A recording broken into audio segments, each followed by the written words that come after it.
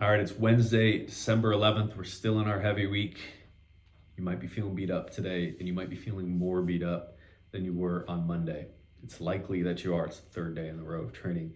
So if you started this week and I was talking about being tired, you're like, not me, or it was you, and say you maybe haven't been skipping anything or modifying, or you've been doing the full thing, that doesn't mean that you're stuck doing that the whole week, right? So if you did full days on Monday and Tuesday, it doesn't mean that you have to do full day today. I'm not trying to be soft.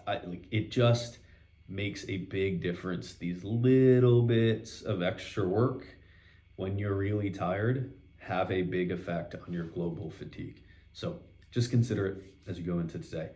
We're building up to a heavy clean plus front squat plus jerk plus clean plus jerk. Big complex. Probably write it down on a whiteboard so that you can remember it, put it in front of you so you don't forget.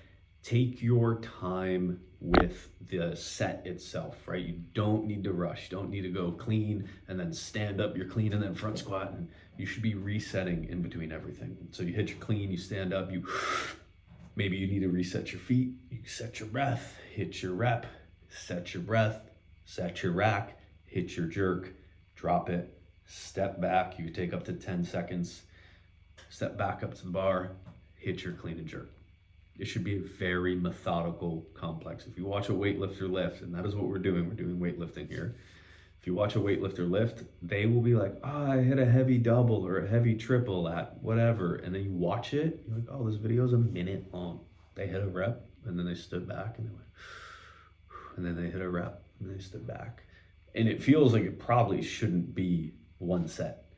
You don't have to go that extreme, but that is how extreme weightlifters will go and still call it a triple. So you can take some time in between reps here, and it's going to make your lift better. You also can take some time in between sets, longer than is programmed. 2 or 3 minutes might not be enough right before your heavy set. You might need 4, 5 minutes. Stay warm. Don't get on a bike, right? But you can move around a little bit. That is going to be very helpful. What I also find really helpful with this stuff is visualizing the set before you hit it. And I mean literally visualizing it, thinking about how it's going to feel, imagining yourself hitting it, all of that, and then stepping up to the bar. I do it all the time. What I'll do is I'll sit in the chair, I'll close my eyes. You don't have to. I'll close my eyes and I'll imagine putting my hands on the bar for the first time. I'll imagine how heavy, and I kind of overplay it in my head, how heavy the weight's going to feel when it comes off the floor. I'm like, it's going to feel so heavy. And I'm picturing myself doing this lift, right? And I'm imagining it feeling really, really heavy. And I imagine standing up from the clean, and I imagine doubting myself and being like, I don't know if I can hit this front squat. And then I have the conversation. This is all my visualization. I have the conversation. I'm like, oh, you can do the front squat. And I do the front squat. And then same thing on the jerk. I'm like, I don't know. And I take a deep breath, and then I hit it.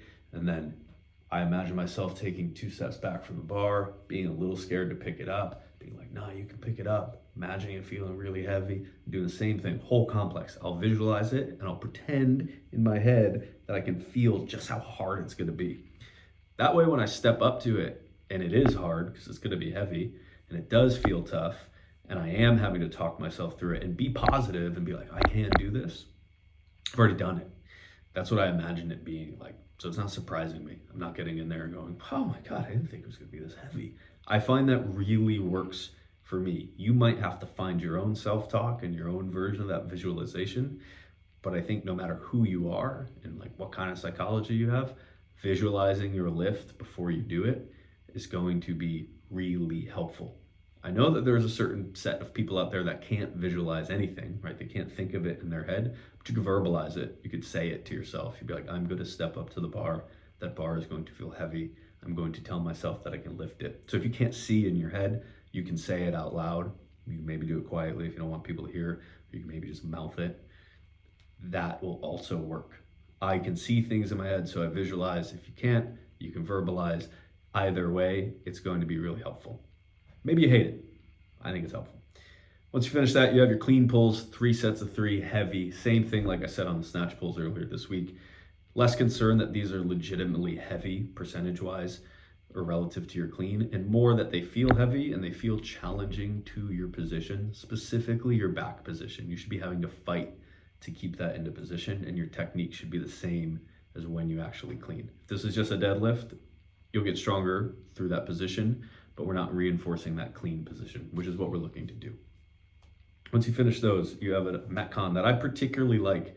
It's a 14-minute AMRAP, 500-meter C2 bike, 50 double unders, and then 5 wall balls on the first set. And when you come back around, you have 10 wall balls. You come back around, you have 15, 20, 25. You go up by 5 each time.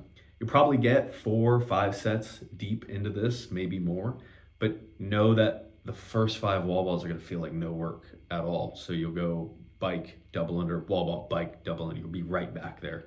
As you get deeper in, you're gonna spend longer away from that bike. So your pace might actually change on the bike. You might get a little faster as you go, or it might slow down a little bit because the wall balls are more fatiguing, but know that this will change as you go. A lot of AMRAPs, they're just the same every single time, so you kind of know what to expect. This one you'll have to adjust inside of the workout, which is a good skill to develop. So just think about that going in. Once you finish that, you have 50 GHD back extensions for quality. This is a really good spot, especially if your back is tired from lifting heavy, to skip it. We don't need to accumulate a ton of volume if you're already smoked. If you're not, you can do these and be really intentional about them. I had this conversation with somebody in Circle earlier this week. They were doing their back extensions and they were coming up. So imagine my elbows, my hips. They were coming up, and this is my back here. They were coming up and they were kind of curled over. So they were getting a huge contraction in their glutes, because by having a rounded back, you're kind of exposing the glutes a little bit more and you can squeeze and really contract. And they weren't feeling it in their back a ton. The way that's a thing, that's a real movement. It is a back extension still. It's just focusing on a different piece of that movement, which is totally cool. If you have weak glutes, really useful. If you want to feel this in your lower back the most that you can, right? Talking like mid back to right above your butt.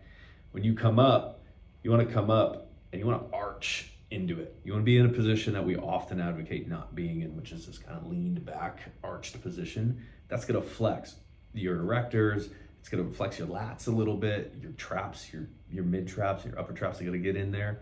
That's going to build a really strong back, right? From your hip to your shoulder. You want that to be really strong. And if you want to focus on that, on these back extensions, that's how you do it, is you get into that arched position at the top every time. You don't have to hold it that long, but you get into it, you squeeze for a second, and you come back down. Once you finish those, you have spin bike intervals. Pretty big workout today. You have 3 sets, 5 minutes at 80%, right into 3 sets of a minute standing at damper 10 or 8, and then 30-second easy spin at damper 1. Easy spin can be as easy as you'd like it to be. There's no rest in between those sets. You go 5 minutes, 3 sets, 5 minutes, 3 sets, 5 minutes, 3 sets, and then you're done. I haven't talked about this in a while, but damper 10-8 is not just male, female. It's size, it's dependent on size. So if you're under 150 pounds, whether you're a male or a female, probably want to be on damper 8. If you're above 150 pounds, we probably want to be on damper 10. If you're really tall, regardless of your weight, probably want to be on damper 10. If you're really short, regardless of your weight, probably want to be on damper 8. Your weight and your mechanics make a big difference on the bike. Even though it's stationary, makes a big difference. So 10 for the big, tall people and heavy people, 8 for the lighter folks. That's all that is. So it doesn't matter if you're male or female. When you're doing your standing damper 10, you don't want to be totally down the middle here, right? We don't want to be rigidly perfect down the middle, legs going straight up and down. We do want to be like that most of the time when we're sitting. When we're standing, it's okay to kind of shift side to side and really hammer into that pedal on each side. This is going to throw your cadence off just a little bit if you're not used to it, but doing that big push, and you don't need to do this, right? If you're going out of frame, we're doing too much. But if you're just kind of boom, boom, boom, you're going to get a lot out of that bike. So think about that as you go in. Once you finish that, you're done with this day, and then tomorrow is a low impact day. You're probably wanting it at this point.